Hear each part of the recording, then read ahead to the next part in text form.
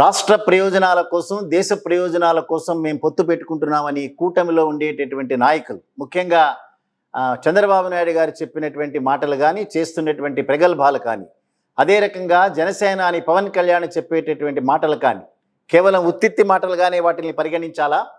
అదే రకంగా మేము రాబోయేటటువంటి రోజుల్లో ప్రజలందరికీ కూడా అద్భుతమైనటువంటి పరిపాలన ఇస్తాం. ఆంధ్రప్రదేశ్ రాష్ట్రం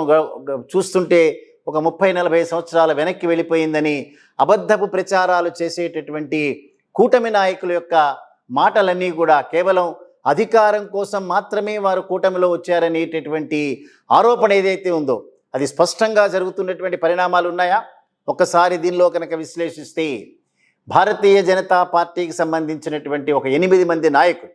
అంటే పూర్వకాలంలో భారతీయ జనతా పార్టీని మాత్రమే అంటిపెట్టుకుని ఉన్నటువంటి ఈ నాయకులందరూ కూడా విష్ణువర్ధన్ రెడ్డి గారు, శాంతారెడ్డి గారు తదితర నాయకుల యొక్క ఆధ్వర్యంలో 8 మంది సంతకాలు చేసినటువంటి ఒక 8 అంశాలతో కూడినటువంటి లేఖ ప్రధానమంత్రి నరేంద్ర మోడీ గారికి, అదే రకంగా పార్టీ అధ్యక్షుడైన నడ్డా గారికి రాసినటువంటి ఒక లేఖ ఏదైతే ఉందో ఇది ఆంధ్రప్రదేశ్ రాజకీయాల్లో ఒక పెను సంచలనం అనేటటువంటిది క్రియేట్ చేయటమే కాకుండా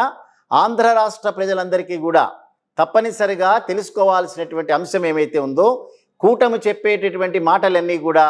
అబద్ధపు మాటలు తప్ప అధికారం కోసం మాత్రమే అరులు చాచేటటువంటి ఈ వ్యక్తులందరూ కూడా అధికారం వచ్చిన తర్వాత రేపు రాష్ట్ర ప్రయోజనాల్ని తాకట్టు పెడతారనేటటువంటి వాస్తవాన్ని అర్థం చేసుకోవాలి. ఈ 8 మంది నాయకులు రాసినటువంటి మాటలు చూస్తే కూటమి అనేటటువంటి దానికి, పొత్తులు అనేటటువంటి దానికి ఏదైతే కేంద్ర నాయకత్వం నిర్ణయించిందో దానికి మేము వ్యతిరేకం కాదు అనేటటువంటి మొట్టమొదటి పాయింట్ రాశారు. రెండో పాయింట్ కనుక వారు చూస్తే తెలుగుదేశం పార్టీ ఎక్కడా కూడా గెలవనటువంటి స్థానాలన్నీ కూడా భారతీయ జనతా పార్టీకి అలాట్ చేస్తున్నారనేటటువంటి ఆవేదన వెలుబుచ్చారు. ఇవాళ మనం చూస్తే భారతీయ జనతా పార్టీకి 6 ఎంపీ స్థానాలు, 10 అసెంబ్లీ స్థానాలు ఇస్తున్నట్టుగా మాట్లాడటమే కాకుండా ఒక చర్చల్లో భారతీయ జనతా పార్టీకి సంబంధించిన ఒక నాయకుడు మాట్లాడుతూ మరొక 2 స్థానాలు మాకు వచ్చేటటువంటి అవకాశం ఉంది అనేటటువంటి మాట మాట్లాడారు. సో అవన్నీ పవన్ కళ్యాణ్ నుంచి వస్తాయా లేదా తెలుగుదేశం నుంచి వస్తాయా ఇవన్నీ పక్కన పెడితే వారికి అలాట్ చేసినటువంటి స్థానాలన్నీ కూడా తెలుగుదేశం పార్టీ గెలవనటువంటివి, వైసీపీ పార్టీ బలంగా ఉండేటటువంటి స్థానాలు మాత్రమే మనకి అలాట్ చేస్తున్నారు అనేటటువంటి రెండో పాయింట్ చెప్పారు. మూడో పాయింట్ కనుక చూస్తే ప్రధానమైనటువంటి ఈ పాయింట్ చూస్తే భారతీయ జనతా పార్టీలో తెలుగుదేశం పార్టీ ముసుగు కప్పుకొని వచ్చినటువంటి వ్యక్తులకి మాత్రమే టికెట్ల కేటాయింపు జరుగుతోంది అనేటటువంటి ప్రచారంలో ఎంతవరకు వాస్తవం ఉందని ప్రశ్న వేశారు. సో ఇవాళ మనం చూస్తే సీఎం రమేష్ కానీ, సుజనా చౌదరి కానీ, లేదా టీజీ వెంకటేష్ లాంటి వ్యక్తులందరూ కూడా తెలుగుదేశం పార్టీని వదిలిపెట్టి భారతీయ జనతా పార్టీలో జాయిన్ అయిన తర్వాత వీరందరూ కూడా వారి వారి ప్రయోజనాల కోసమే కాకుండా తెలుగుదేశం పార్టీ ప్రయోజనాల కోసం మాత్రమే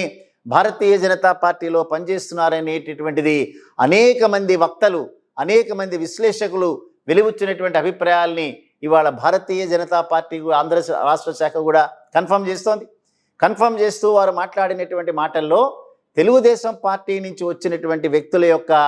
ఆ అభ్యర్థిత్వాన్ని మాత్రమే ఖరారు చేసేటటువంటి అవకాశాలు ఉన్నాయని వార్తలు వస్తున్నాయి అనేటటువంటి మాట మాట్లాడారు. 4వ ప్రధానమైనటువంటి మాట ఈ సీట్ల ఏరియాస్ కానీ, అంటే ఏ నియోజకవర్గాలు మనకి అలాట్ చేస్తున్నారని కానీ ఎవరెవరిని మనం నిలపబోతున్నాం అనేటటువంటిది మన నాయకత్వం నిర్ణయిస్తోందా లేదా తెలుగుదేశం పార్టీకి సంబంధించిన చంద్రబాబు నాయుడు తదితరులు నిర్ణయిస్తున్నారా అనేటటువంటి ఒక మాట కూడా మాట్లాడినారు. సో ఇవన్నీ కనుక చూస్తే 8 అంశాలతో కూడినటువంటి ఈ లేఖ పెను సంచలనం క్రియేట్ చేయటమే కాకుండా ఏదో ఒక క్రమశిక్షణకి చాలా అలవాటు పడినటువంటి పార్టీగా ముద్రపడినటువంటి భారతీయ జనతా పార్టీలో కూడా కొంతమంది పాముల పుట్టలో, చీమల పుట్టలో పాములు చేరినటువంటి చందంగా తెలుగుదేశం పార్టీ నుంచి, కాంగ్రెస్ పార్టీ నుంచి చేరినటువంటి వ్యక్తులందరూ కూడా ఈ టికెట్లని వారి ప్రయోజనాల కోసం మాత్రమే వీరు తీసుకోబోతున్నారా అనేటటువంటి తెలుస్తోంది. ఇక్కడ రఘురామకృష్ణరాజు 5 సంవత్సరాల కాలం పాటు తన నియోజకవర్గానికి వెళ్లకుండా, ప్రజల సమస్యలు అనేటటువంటి మాట్లాడకుండా తెలుగుదేశం పార్టీకి సంబంధించినటువంటి న్యూస్ ఛానళ్లలో నిరంతరం కనిపిస్తూ చివరికి ఇప్పుడు తెలుగుదేశం పార్టీలో సీట్ లేక భారతీయ జనతా పార్టీలో జాయిన్ అయ్యి చివరికి తెలుగుదేశం పార్టీ అభిమానిగా ఆయన కంటెస్ట్ చేస్తున్నాడు అనేటటువంటి ఆవేదన వీళ్ళ యొక్క లేఖాంశాల్లో కనిపించింది. ఏవైనప్పటికీ కూడా గడిచినటువంటి కాలంలో వారు గెలవనటువంటి సీట్లలో భారతీయ జనతా పార్టీకి, అదే రకంగా జనసేనకి అలాట్ చేసినటువంటి తెలుగుదేశం పార్టీ చంద్రబాబు నాయుడు యొక్క స్ట్రాటజీస్ ఏవైతే ఉన్నాయో మళ్ళీ తిరిగి పునరావృతం కాబోతున్నాయి. సో మళ్ళీ తిరిగి వారు ఆరోపించినట్టుగా 8 అంశాలతో చేసిన దీనిక తెలుగుదేశం పార్టీ చంద్రబాబు నాయుడు మళ్ళీ తిరిగి భారతీయ జనతా పార్టీని వెన్నుపోటు పొడుస్తున్నారు అనేటటువంటి మాట మాట్లాడారు. సో ఆంధ్రప్రదేశ్ రాష్ట్ర ప్రజలందరూ గమనించాల్సినటువంటి అంశం, కూటమిలో ఉండేటటువంటి భారతీయ జనతా పార్టీ కానీ, తెలుగుదేశం పార్టీ కానీ, జనసేన పార్టీ కానీ ఆంధ్రప్రదేశ్ రాష్ట్ర ప్రయోజనాల కోసం కూటమి కట్టలేదు. వాళ్ళు తిరిగి అధికారంలోకి రావడానికి గడిచినటువంటి కాలంలో వారు చేసినటువంటి అనేక రకాలైనటువంటి స్కామ్స్ ఏవైతే ఉన్నాయో తిరిగి వాటిని చేయడానికి మాత్రమే ఉన్నారు తప్పిస్తే, అధికారాన్ని అనుభవించడానికి చెప్తున్నటువంటి మాటలు తప్పిస్తే ప్రస్తుత ప్రభుత్వంలో లోపాలు లేవు. కేవలం అధికారాన్ని కైవసం చేసుకునేటటువంటి ఏరియాలో మాత్రమే వీళ్ళు మాట్లాడుతున్నారని లేఖాంశాల్లో చాలా స్పష్టంగా కనిపిస్తోంది. ఇటు ఒక రకంగా తెలుగుదేశం పార్టీని, చంద్రబాబు నాయుడిని దోషిగా నిలబెట్టినటువంటి భారతీయ జనతా పార్టీకి సంబంధించిన వ్యక్తులు రేపు అందరూ కలిసి ఒక డయాస్ని షేర్ చేసుకుని మేమందరం కూడా కలిసే ఉన్నాం అనేటటువంటి నాటకాలు ఏవైతే రేపు ఆడబోతున్నారో ఆంధ్రప్రదేశ్ రాష్ట్ర ప్రజలందరూ కూడా గమనించాలి. ఇవాళ అభివృద్ధే ప్రధానాంశంగా, అదే రకంగా పేదల యొక్క ఆర్థిక పరమైనటువంటి అభివృద్ధి ఎజెండాగా జగన్మోహన్ రెడ్డి గారు ఏదైతే పరిపాలన చేస్తున్నారో అదే రకంగా రాష్ట్రాన్ని అగ్రభాగాన ఈవెన్ అన్ని ఇండెక్స్లలో, దానికి హంగర్ ఇండెక్స్ కానీ, లేదా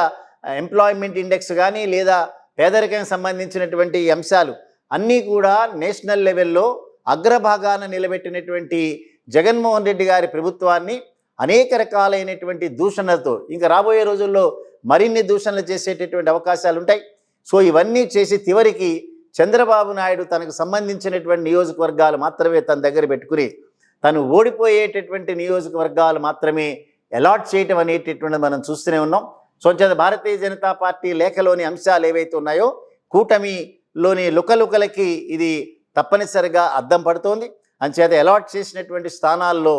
వారికి తెలుగుదేశం పార్టీకి సంబంధించిన అభ్యర్థులు మాత్రమే నిలబడతారు. భారతీయ జనతా పార్టీకి సంబంధించిన అసలైనటువంటి భారతీయ జనతా పార్టీ సభ్యులందరూ కూడా కేవలం స్పెక్టేటర్స్గానే మిగిలిపోతారనేటటువంటి ఈ 8 మంది సభ్యుల యొక్క వాదన విష్ణువర్ధన్ రెడ్డి గారి నాయకత్వంలో రాసిన ఈ లేఖ ఏదైతే ఉందో తప్పనిసరిగా భారతీయ జనతా పార్టీ ఈ రకమైన వాటి మీద దృష్టి సారించేటటువంటి అవకాశం ఉంటాయి. కూటమి అనేటటువంటిది కేవలం పేపర్ మీద మాత్రమే కానీ రాబోయే ఎన్నికల్లో ఒకళ్ళని ఒకళ్ళు ఓడించుకునేటటువంటి ప్రయత్నం చేస్తారని మనం స్పష్టంగా చెప్పగలుగుతాం.